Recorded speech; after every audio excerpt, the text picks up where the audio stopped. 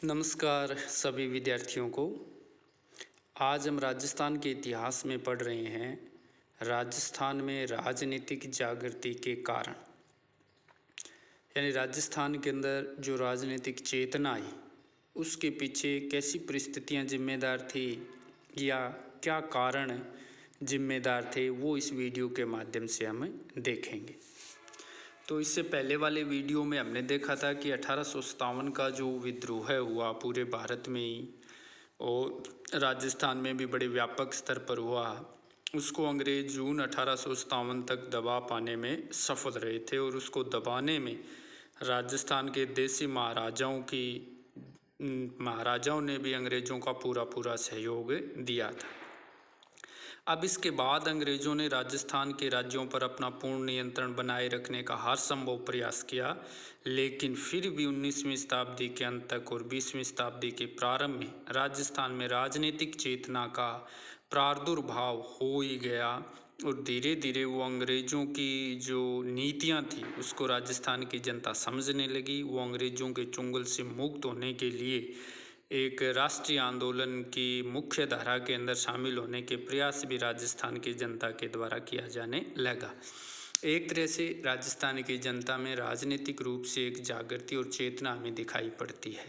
तो राजस्थान के अंदर ये जो चेतना या जागृति कैसे क्या कुछ आई, इसके पीछे कौन से कारण उत्तरदायी थे, वो हम इस वीडियो के माध्यम से देखेंगे। तो जागृति के लिए अगर बात करें तो सबसे पहले हम करते हैं किसान आंदोलन की। राजस्थान के अंदर कई महत्वपूर्ण किसान आंदोलन हुए, जैसे बिजोलिया का किसान आंदोलन जिसके बारे में आप जानते होंगे, बेंगू का किसान आंदोलन उसके बारे में भी आप जानते होंगे। तो इस तरह के जो किसान आंदोलन थे, उन आंदोलनों के माध्यम से राजस्थान के किसान वर्ग के अंदर एक नई जन जागृति या राजनीतिक चेतना हमें दिखाई पड़ती है। अलवर और भरतपुर के जैसे मेव आंदोलन है, या जोधपुर की मारवाड़ किसान सभा के आंदोलन है, या बीकानेर के अंदर किसान आंदोलन है, सीकर के अंदर किसान आंदोलन है। चाहे इनमें से कुछ आंदोलनों का संबंध राजनीतिक गतिविधियों से रहा और कुछ का नहीं भी रहा हो, लेकिन फिर भी इतना निश्चित है कि इन किसान आंदोलनों ने जो प्रचलित सामंती व्यवस्थाएं थी उनकी बुराइयों को उजागर किया। शासकों के द्वारा निरंकुश सत्ता के उपभोग की इनके द्वारा आलोचना की गई और अपनी शिकायतों के माध्यम से किसान हैं वो अपनी शिकायतें शासकों तक या शासक वर्ग तक पहुंचा रहे थे, जिसके कारण वो अब समझने लग गए कि इस व्यवस्था के अंदर उनका कितना शोषण हो रहा है और ये जो शासक वर्ग है ये किसके इशारे पर काम कर रहा है। तो कुल मिलाकर के इन सभी परिस्थितियों से किसान आंदोलन ने भी राजस्थान में जागृति पैदा करने में महत्वपूर्ण भूमिका निभाई है। इसके बाद अगला है समाचार पत्रों और साहित्यों का योगदान। तो इस दृष्टि में हम कह सकते हैं कि इन्होंने भरपूर योगदान दिया। राजस्थान के कई राज्यों ने जो निरंकुश सत्ता और जागीरदारों के जो अत्याचार थे उनको अपने समाचार पत्रों के माध्यम से बड़े स्तर पर उजागर किया। जैसे 1885 ईस्वी में राजपूताना गजट और 1889 में राजस्थान समाचार का प्रकाशन आरंभ हुआ। ये ध्यान से सुनना है आपको, क्योंकि बहुत सारे क्वेश्चन हैं कॉम्पिटिटिव एग्ज़ाम में, चाहे वो आरपीएससी ले रही हो या अधीनस्थ बोर्ड के द्वारा लिए जा रहे हों, तो राजस्थान के इतिहास से कई क्वेश्चन उनमें पूछे जाते हैं। तो उससे संबंधित भी समाचार पत्रों के बारे में या शिक्षा के बारे में जो आज हम देखने जा रहे हैं, तो ये आपको वीडियो ध्यान से सुनना है। तो इन समाचार पत्रों के अंदर ब्रिटिश अधिकारियों की भी आलोचना की गई, जिसके कारण इनको बंद करवा दिया। 1920 में विजय सिंह पथिक के द्वारा राजस्थान केसरी नामक जो समाचार पत्र है वो प्रकाशित हुआ। यह एक साप्ताहिक पत्र था, परंतु इसमें जिस जोरदार ढंग से सरकार विरोधी लेख एवं समाचार छपने लगे तो सरकार ने इसे भी बंद करवा दिया। 1922 ईस्वी के अंदर राजस्थान सेवा संघ ने नवीन राजस्थान नामक समाचार पत्र का प्रकाशन किया और इस अखबार ने बिजोलिया, बेंगू और भूमट के आंदोलनों का उजागर किया। 1923 में इसको भी बंद कर दिया गया, परंतु तरुण राजस्थान के नाम से इसका पुनः प्रकाशन हुआ। समाचार पत्रों के माध्यम से जनता को अवेयर करने वाले कुछ नेताओं में जय नारायण व्यास, राम नारायण चौधरी, शोभालाल गुप्ता आदि का महत्वपूर्ण योगदान है और उन्होंने तरुण राजस्थान के माध्यम से किसानों के अत्याचारों का निर्भीकता के साथ प्रकाशन किया। इसके साथ साथ 1930 के बाद कई और समाचार पत्र भी लाइन में थे, जिनमें प्रभात 1932, नवज्योति 1936, नवजीवन 1939, जयपुर समाचार 1935, लोकवाणी 1943, अलवर पत्रिका 1943। तो इस तरह के समाचार पत्रों ने राजस्थान की जनता में जागृति लाने में महत्वपूर्ण भूमिका निभाई। इसी तरह से साहित्य ने भी राष्ट्रीय चेतना या राजस्थान में चेतना जागृत करने में बड़ी महत्वपूर्ण भूमिका निभाई। केसरी सिंह बारहट की जो राष्ट्रीय भावनाओं से ओतप्रोत कविताएं थी, उनको पढ़ने और सुनने से राजस्थान के जनमानस में एक राष्ट्र प्रेम है वो जाग पड़ा। इसी तरह सूर्यमल मिश्रण द्वारा रचित जो वीर सतसई है, उसने भी राजस्थान के कायर शासकों को एक तरह से कम कपा के छोड़ दिया।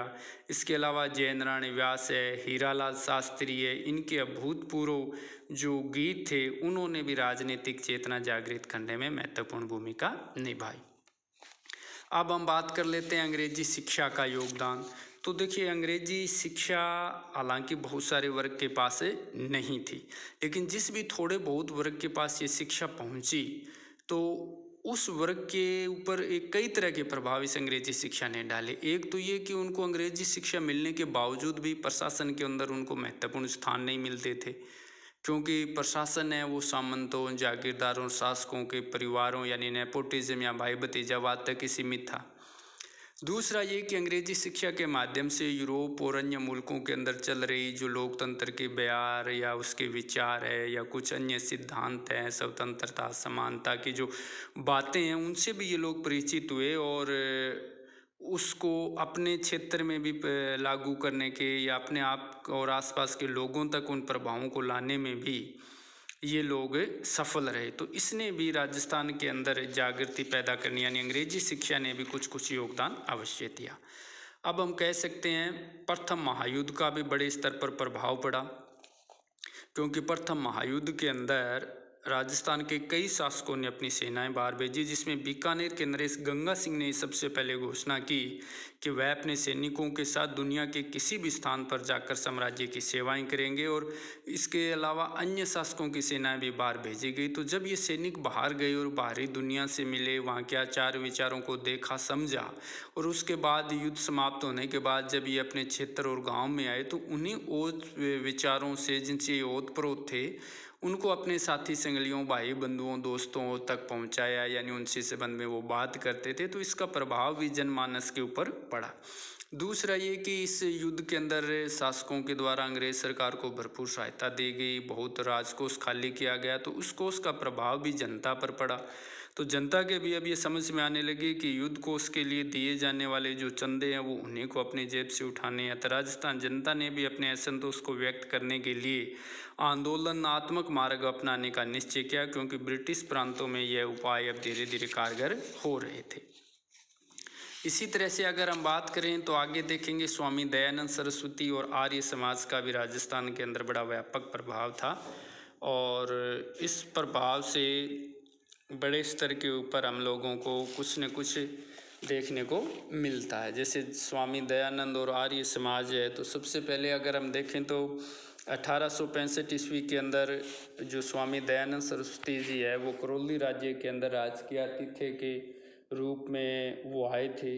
करौली से वो जयपुर भी गए, अजमेर भी गए, भरतपुर, चूरू और उदयपुर के भी जिक्र तक इनको यात्रा की। देखिए, कई बार आरपीएससी के अंदर ये क्वेश्चन पूछे जाते हैं कि भाई किस राज्य का राजकीय आतिथ्य है वो स्वामी दयानंद ने स्वीकार किया। सबसे पहले तो वो करौली आ जाता है, ठीक है ना। कहाँ कहाँ गए इसके बारे में भी पूछा जाता है। तो स्वामी जी है वो हिंदू धर्म, समाज और राष्ट्र के पुनरुत्थान के महान प्रयास में लगे हुए थे। तो इसका प्रभाव शासकों, सामंतों और नागरिकों पर भी पड़ा। वो 4 बातें, सर्व धर्म, सब राज्य, सब देशी और सब भाषा के ऊपर बड़ा जोर देते थे। और इसी कड़ी में उन्होंने 10 अप्रैल 1875 ईस्वी को मुंबई में आर्य समाज की स्थापना की। तो ये भी क्वेश्चन भी कई बार पूछा जाता है। तो आर्य समाज के प्रसार के लिए उन्होंने अजमेर के अंदर वैदिक यंत्रालय नामक प्रिंटिंग प्रेस भी स्थापित की। श्याम जी कृष्ण वर्मा के संचालन में प्रेस ने काफ़ी काम भी किया। फरवरी 1883 में स्वामी जी ने उदयपुर के अंदर परोपकारिणी सभा नामक एक सामाजिक संस्था की स्थापना की, जिसको बाद में अजमेर ट्रांसफ़र कर दिया। देखिए कई क्वेश्चन पूछे जाते हैं, विप्रोपकारणी सभा कहाँ है, किसने स्थापित की, कहाँ स्थानांतरण हो गया इसका। इसके कई सदस्य थे, जैसे शाहपुरा के नरेश थे, दीवान जी श्याम जी कृष्ण वर्मा थे, महादेव गोविंद रानाडे थे। तो इस तरह से इनके इन प्रयासों से राजस्थान की जनता में एक तरह से हम कह सकते हैं कि जागृति पैदा हुई। अब आ जाता है मध्यम वर्ग की बड़ी भूमिका थी। मध्यम वर्ग एक तरह से वो शिक्षित वर्ग था, जिसमें वकील, शिक्षक, इंजीनियर, वैज्ञानिक, चिकित्सक, साहित्यकार, बुद्धिजीवी, व्यवसायी, पत्रकार जैसे जो वर्ग शामिल था। इस वर्ग ने राजस्थान के जो जन असंतोष है उसको नेतृत्व प्रदान किया।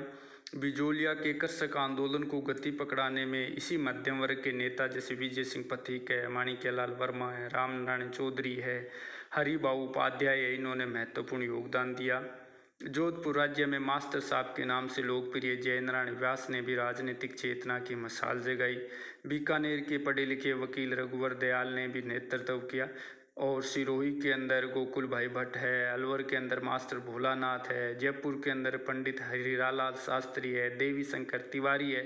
तो ये इन लोगों के चेतना से राजस्थान के जनमानस में भी जागृति हमें नज़र आती है। और ये कई कॉम्पिटिटिव एग्जाम में पूछे भी जा चुके हैं कि किसने कहाँ कहाँ पर महत्वपूर्ण भूमिका निभाई। इसके अलावा अगला अगर हम कारण देखें तो वह है पड़ोसी प्रांतों का प्रभाव, कि चूंकि राजस्थान के अंदर बेसिकली राजा रजवाड़ों का शासन था और ये प्रत्यक्ष रूप से ब्रिटिश प्रांत के नियंत्रण में नहीं थे। तो जो ब्रिटिश भारत के राज्य थे उनके अंदर राष्ट्रीय भावना पहले ही आनी शुरू हो गई थी, तो उसका प्रभाव भी अब राजस्थान की जनता के ऊपर पड़ने लगा। जैसे ब्रिटिश भारत के विविध प्रांतों के अंदर कई संगठनों का उदय हुआ, जैसे 1837 के अंदर लैंड होल्डर सोसाइटी है, या 1851 में ब्रिटिश इंडियन एसोसिएशन है, मुंबई एसोसिएशन है, मद्रास नेटिव एसोसिएशन है। तो इन सब की जो हवा चली राष्ट्रवाद की वो धीरे धीरे इन राजा रजवाड़ों तक भी पहुंचने लगी और यहाँ की जनता के तक भी पहुंचने लगी, जिसके कारण इन देशी रियासतों की जनता ने भी अब अंग्रेजी या सामंतों का जो विरोध करना है वो शुरू कर दिया। इसके अलावा क्रांतिकारी गतिविधियों के प्रभाव ने भी राजनीतिक जागृति में महत्वपूर्ण भूमिका निभाई। राजस्थान के अंदर क्रांतिकारी गतिविधियां हैं वो भी कई स्तर पर फैली, जैसे भारत में थी वैसे ही राजस्थान के अंदर भी फैली। जैसे श्याम जी कृष्ण वर्मा, स्वामी दयानंद जी सरस्वती, इनके नाम तो हम ले ही चुके हैं। तो इनके विचार भी क्रांतिकारी थे, तो इनके प्रभाव भी पड़े। ये स्वदेशी वस्तुओं और वस्त्रों के पक्के समर्थक थे।